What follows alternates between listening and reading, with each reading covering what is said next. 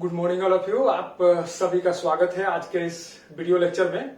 आज का टॉपिक है TF2H। इससे पहले हम लोगों ने TF2D के बारे में डिटेल में पढ़ा कि सबसे पहला ट्रांसक्रिप्शन फैक्टर है जो बेसल प्रोमोटर के साथ आके इंटरैक्ट करता है। उसके बाद एक और इम्पोर्टेंट जनरल ट्रांसक्रिप्शन फैक्टर है जिसको बोलते हैं TF2H।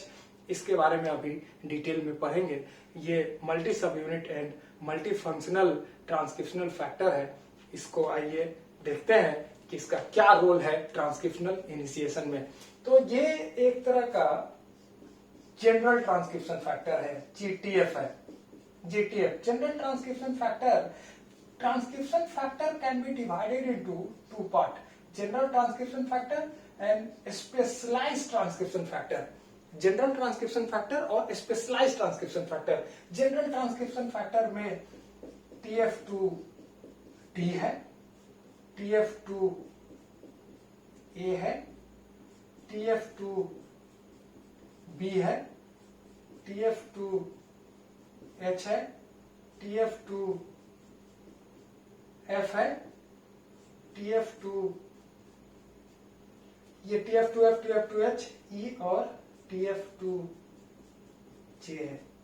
1 2 3 4 5 6 7 ये all together 7 transcription factor general transcription factor है। और सीक्वेंस यही है। Sequence of loading on promoter, basal promoter is same. सबसे पहले D आएगा, उसके बाद A आएगा, उसके बाद B आएगा, उसके बाद बेसिकली उसके बाद आता है RNA पॉलीमरेज, RNAP2, उसके साथ ही आता है F, उसके बाद H आएगा, उसके बाद E आएगा, उसके बाद J आएगा। ये सीक्वेंस है loading of transcription factor on promoter, basal promoter. Specialized transcription factor transcriptional regulation के लिए रेगुलेटरी सीक्वेंस पे कुछ एक्टिवेटर है, जैसे SP1 जो GC बॉक्स पे आके लगता है, वो स्पेशलाइज्ड ट्रांसक्रिप्शन फैक्टर है। ठीक है, तो हम लोग अभी बात करने वाले हैं TF2H के बारे में। तो ये देखिए, ये multi functional as well as multi subunit ट्रांसक्रिप्शनल फैक्टर है।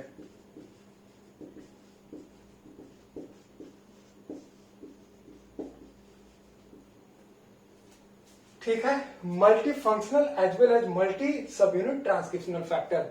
मल्टी सब यूनिट बोलने का क्या मतलब हुआ कि इसके पास बहुत सारा सब यूनिट है। इसके पास 10 सब यूनिट है।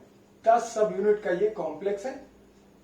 10 सब यूनिट का ये 10 सब यूनिट भी फर्दर डिवाइडेड है दो पार्ट में, जिसके पास एक को बोलते हैं कोर, दूसरे को बोलते हैं कैक। ठीक है, कैक CDK एक्टिवेटिंग काइनेज। कैक मॉड्यूल है जिसमें 3 कैक मॉड्यूल इंक्लूड 3 सब यूनिट। ठीक है, इसमें 3 सब यूनिट है और कोर में 7 सब यूनिट है, 7 सब यूनिट। 7 सब यूनिट। ये 7 सब यूनिट कौन कौन सा है देखा जाए। सबसे पहला सब यूनिट है इसको बोलते हैं XPD। ठीक है, दूसरा XPB, तीसरा P62, चौथा P52, पांचवा P44, छठा P34, सातवा P8।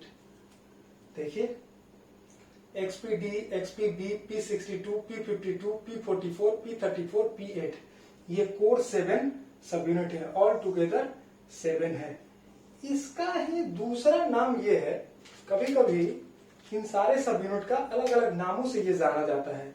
जैसे अगर हम आपको बताएं कि XPD को किस नाम से जानते हैं, तो हम लोग बोलते हैं ERCC2 से बोलते हैं। ERCC2 मतलब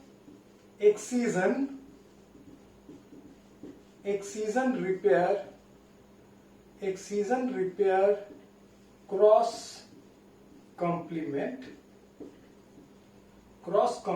2, ठीक है।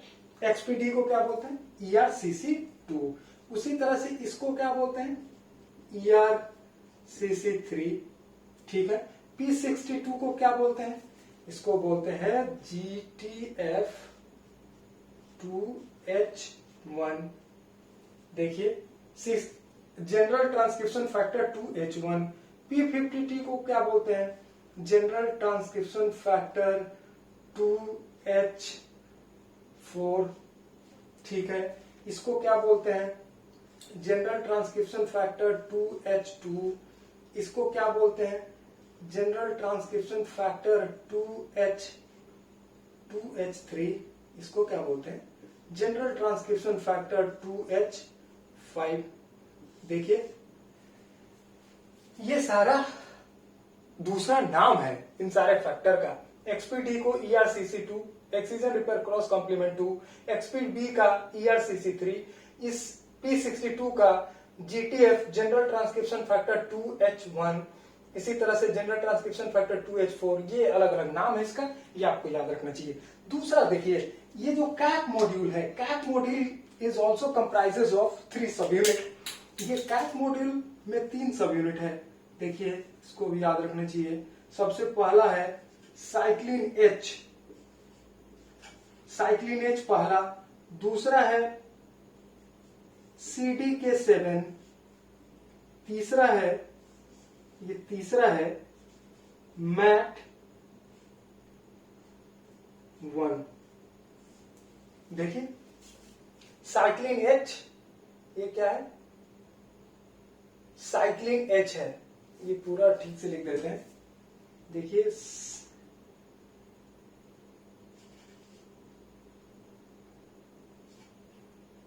साइक्लिन H, ये साइक्लिन H है। दूसरा CDK7 है और MAT1 है। MAT1 का फुल फॉर्म क्या है, MAT1 बोलते हैं, जैसे MAT1 के बारे में अगर आपसे कोई पूछे तो ये क्या है, M का मतलब होता है मेनाज, और A का मतलब A, और T का मतलब ट्रॉयस। ये एक्चुअली फ्रेंच वर्ड है, फ्रेंच वर्ड।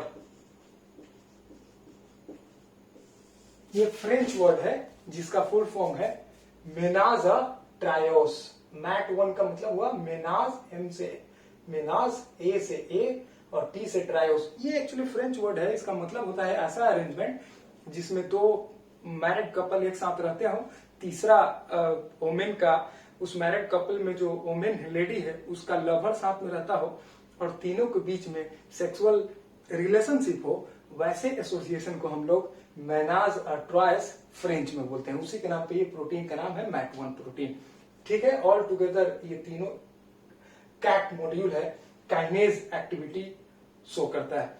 तो ये रहा ये 10 सब यूनिट का बात।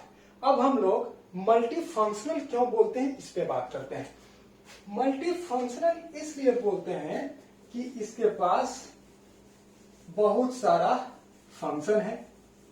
कौन कौन सा फंक्शन है, इट हैज हेलिकेज एक्टिविटी, इसके पास हेलिकेज एक्टिविटी है, इसके पास काइनेज एक्टिविटी है, इसके पास एटीपेज एक्टिविटी है, इसके पास न्यूक्लियोटाइड एक्सीजन रिपेयर एक्टिविटी है।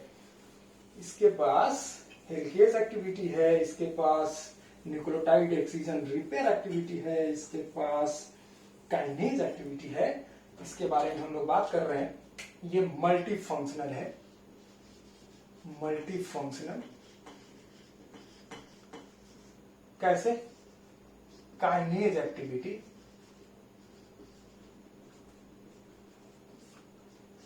हेलिकेज एक्टिविटी,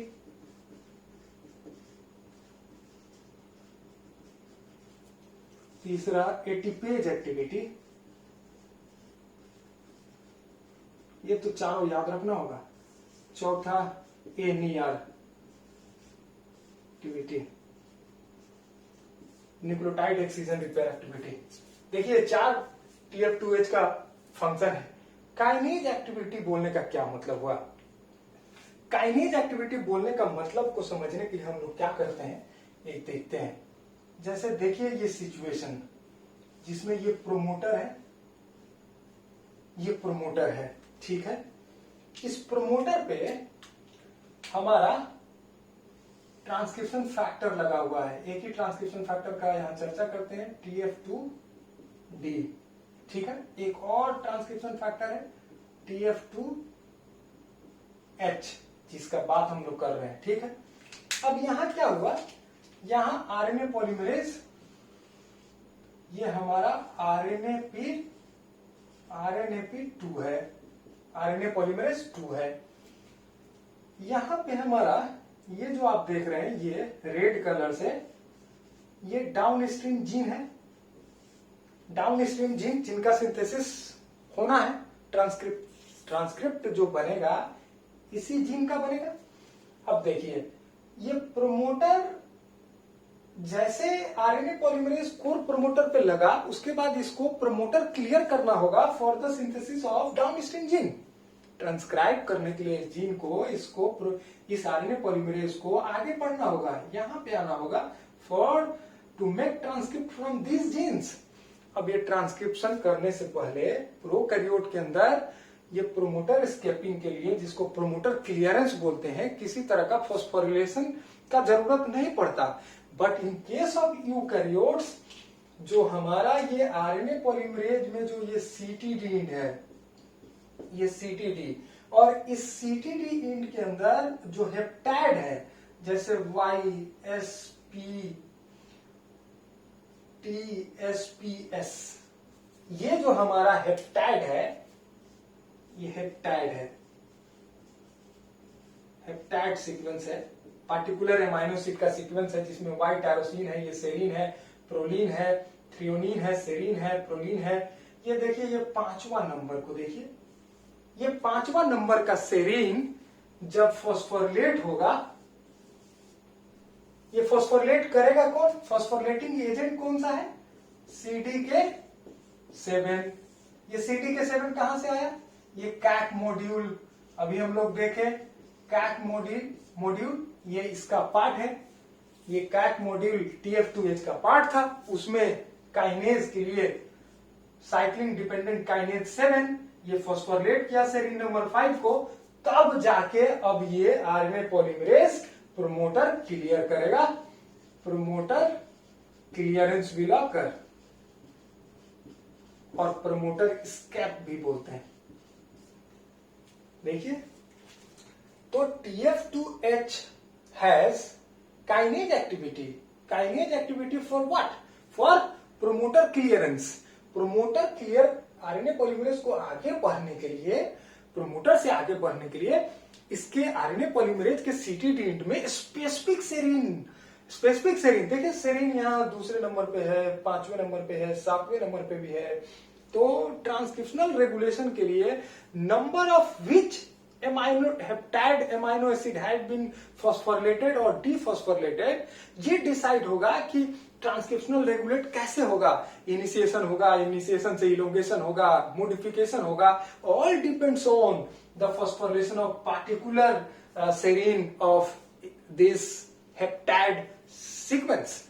अब इसमें देखिए सेरीन नंबर 5 का फॉस्फोरिलेशन क्या किया, प्रोमोटर क्लियरेंस किया, और ये कहां से हुआ, बिकॉज ऑफ TF2H, क्योंकि TF2H में कैक सब यूनिट है, कैक में हमारा कैक मॉड्यूल के अंदर CDK7 है, जो एक तरह का सेरीन थ्रियोनिन काइनेज है, और ये फॉस्फोरिलेट करेगा। As we know about kinase, ये फॉस्फोरिलेटिंग एजेंट होते हैं, ये फॉस्फोरिलेट करते हैं, तो सेरीन को फॉस्फोरिलेट किया और ये प्रोमोटर क्लियर हुआ। ये one of the function of TF2H है। दूसरा देखिए, it has helicase activity. Helicase activity बोलने का यहाँ क्या मतलब है, हेलिकेज एक्टिविटी बोलने का मतलब है कि डीएनए मेल्टिंग कराना। मेल्टिंग क्यों होगा, जैसा कि हम लोग जानते हैं कि प्रोमोटर पे प्री इनिशिएशन कॉम्प्लेक्स फॉर्मेशन हो गया, मतलब सारे ट्रांसक्रिप्शन फैक्टर लग गए। ट्रांसक्रिप्शन फैक्टर लगने के बाद अब वो ओपन कन्फर्मेशन में, मतलब intact double standard DNA open होगा, ओपन होने के बाद ही वहां से ट्रांसक्रिप्ट बनना, आरएनए पॉलीमरेज पॉलीमराइजेशन शुरू करेगा। जैसे अगर हम इसको ऐसे समझें कि ये देखिए, ये इंटैक्ट है, ये इंटैक्ट है हमारा प्रोमोटर का, मान लिया कि ये प्रोमोटर साइट है, प्रोमोटर का +1 साइट हम बोल रहे हैं, ये इंटैक्ट है। इंटैक्ट है कहने का क्या मतलब है कि यहाँ पे हमारा सारा लगा हुआ है, यहाँ TF2D लगा हुआ है, TF2H लगा हुआ है। हालांकि ये बहुत सारा फैक्टर लगता है, हम लोग शुरू में ही चर्चा किए कि पूरा जनरल ट्रांसक्रिप्शन फैक्टर इसके साथ एसोसिएटेड है। अब देखिए इसके लगने के बाद ये जैसे लगता है, यहाँ आरएनए पॉलीमरेज लगा है, मेल्टिंग होना होगा, ये इंटैक्ट, यहाँ पे हेलिक्स को खुलना होगा, ऐसे मेल्ट करना होगा। Helix in close to open conformation में चेंज होना होगा, क्लोज टू ओपन। ये हेलिकेज एक्टिविटी के थ्रू होगा। ये कौन सा TF2H का कौन सा यूनिट इसको करेगा? ये TF2H का जो देखिए, ये जो हम लोग देख रहे थे XPD और XPB both have helicase activity. इसको डिटेल में समझिए, इससे क्वेश्चन आता है। ये देखिए, ये जो हमारा हम लोग बात कर रहे हैं हेलिकेज एक्टिविटी का, हेलिकेज एक्टिविटी का बात कर रहे हैं, मतलब कि हमारा ये जो ये helicase activity is done by which सब unit of TF2H, XPD and XPB। देखिए XPD has helicase activity, helicase activity, लेकिन ये XPB के पास भी हेलिकेज एक्टिविटी है, लेकिन इसमें हेलिकेज एक्टिविटी का पोलैरिटी देखिए 5 prime to 3 prime DNA melt होगा इसके XPD के थ्रू। XPB के through the melting will occur from 3 prime to 5 prime direction. ठीक है। XPB also has ATPase activity, ATPase activity.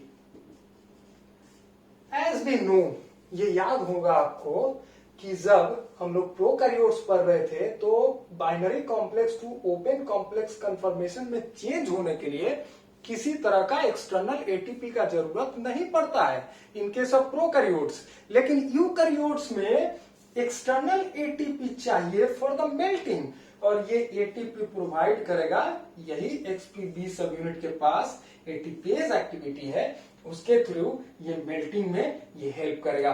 तो एक तो हेलिक्स खोलने में हेल्प किया दोनों subunit XPD as well as XPB, साथ ही साथ इसके पास एटीपेज एक्टिविटी जो है, एटीपेज एक्टिविटी XPB के पास है, जो इस हेलिक्स में, क्योंकि यूकैरियोट्स के अंदर मेल्टिंग होने के लिए एक्सटर्नल एटीपी चाहिए। ये एग्जाम में पूछता है, ये एग्जाम में पूछता है कि प्रोकैरियोट्स में बाइनरी कॉम्प्लेक्स के ओपन कॉम्प्लेक्स फॉर्मेशन में किसी तरह का एक्सटर्नल एनर्जी नहीं चाहिए, क्योंकि वो बाइंडिंग एनर्जी मिलता है flipping of base to sigma 2 pocket, वो हम लोग पढ़े हैं। इसमें एटीपेज एक्टिविटी है, इसलिए इसको एक्सटर्नल एटीपी चाहिए फॉर द मेल्टिंग। ये याद रखना होगा for examination point of view. दूसरा देखिए एटीपेज इसी में है तो हो गया। अगला है न्यूक्लियोटाइड एक्सीजन रिपेयर। देखिए ये इंपॉर्टेंट है। होता क्या है कि कभी कभी जैसे आरएनए पॉलीमरेज यहां से आगे मूव कर रहा है और यहां जैसे आया, यहां आरएनए पॉलीमरेज जैसे आया, यहां सपोज यहां आरएनए पॉलीमरेज आया, ये आरएनए पॉलीमरेज डिस्टॉर्शन सेंस किया, डिस्टॉर्शन। ये डीएनए के अंदर आरएनए पॉलीमरेज जैसे मूव कर रहा है, डीएनए में डिस्टॉर्शन है। अब इस डिस्टॉर्शन को, जैसे आरएनए पॉलीमरेज को डिस्टॉर्शन सेंस किया इस टेम्पलेट पे, तो ये स्टॉल कर जाएगा, ये स्टॉल हो जाएगा। पॉज कर जाएगा, आरएनए पॉलीमरेज पॉलीमराइजेशन स्टॉप कर देगा, तब TF2H अपना रोल प्ले करेगा।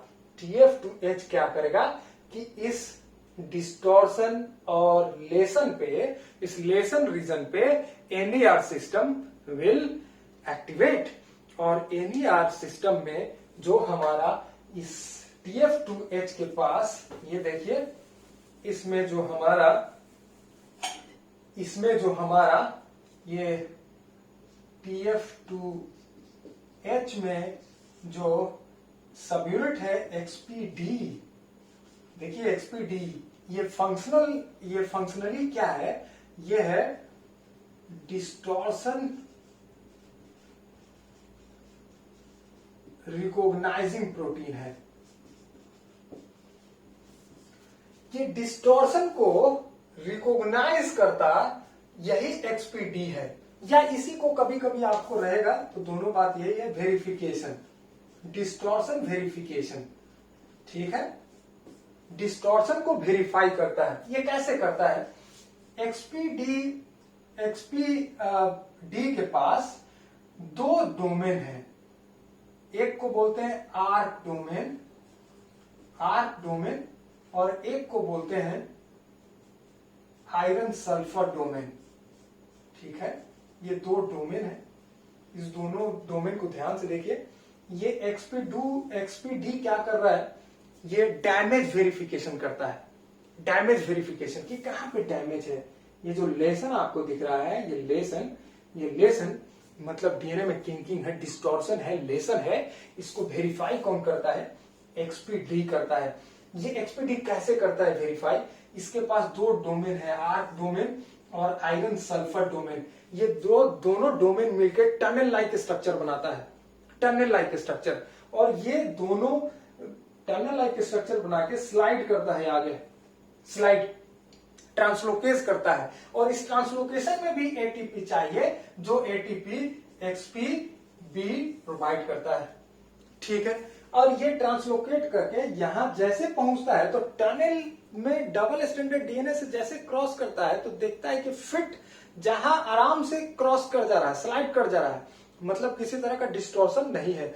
जहां भी वो स्टॉप करता है मतलब कि कहीं ना कहीं किंकिंग है, ये TF2D ऐसे सेंस करता है, और इस तरह से फिर बाकी रिक्रूटमेंट का जो ये सिस्टम है वो सारा इस पे लोड होगा। जैसे एक और बात है कि एसेसरी जितना तरह का हम लोग इसमें जो 7 कोर सब यूनिट के बारे में पढ़े, उसमें ये एक्टिविटी इनहांस कराने के लिए सब्सिडरी रोल प्ले करता है अदर कोर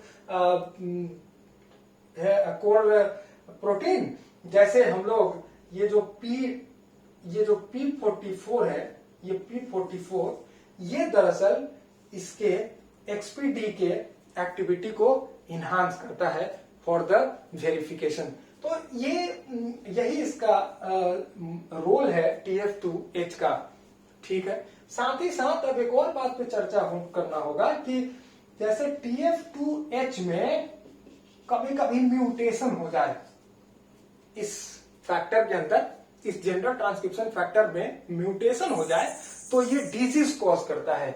इसको इस डिजीज का नाम जेरोडर्मा पिगमेंटेशन है। क्या है? जेरोडर्मा पिगमेंटेशन। देखिए ये याद रहना चाहिए, जेरोडर्मा पिगमेंटोसम। साथ ही साथ एक और डिजीज कॉज करता है जिसको बोलते हैं कोकायानी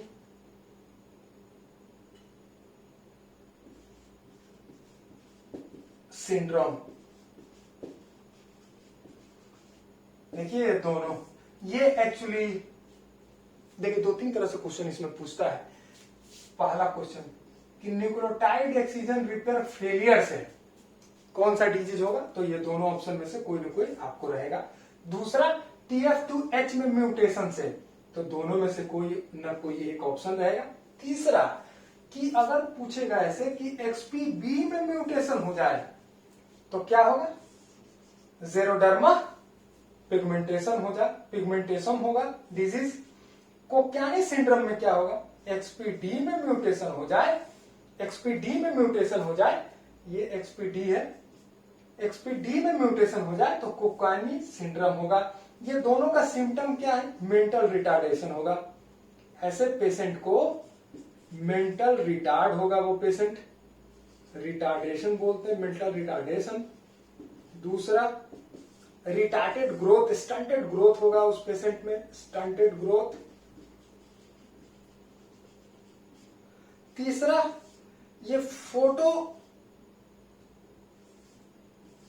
क्या होगा कि फोटो एक्टिवेशन, जैसे लाइट के प्रेजेंस में पूरा एकदम स्किन में एकदम पूरा इचिंग शुरू हो जाएगा, इचिंग पूरा। जैसे एक तरह का ये कैंसर है, ये स्किन कैंसर का है। और इससे जोड़ के एक और बात पूछता है, जो ये ऑटोजोमल रिसेसिव डिजीज है, ठीक है। तो ये ऑल टुगेदर आपको ये सारा बात आपसे TF2H के बारे में पूछ सकता है। ये बात आपको डिटेल में समझना चाहिए। और मेरा कोशिश ये था कि आपको कन्फाइंड वे में बताया जाए TF2H के बारे में, क्योंकि इससे बहुत बार क्वेश्चन पूछता है। इसलिए इस TF2H के बारे में कोई कंफ्यूजन नहीं रहना चाहिए। अगर किसी तरह से किसी बात का कंफ्यूजन इसके रिगार्डिंग कोई है भी तो आप कमेंट बॉक्स में जरूर पूछें। Thank you. ओके।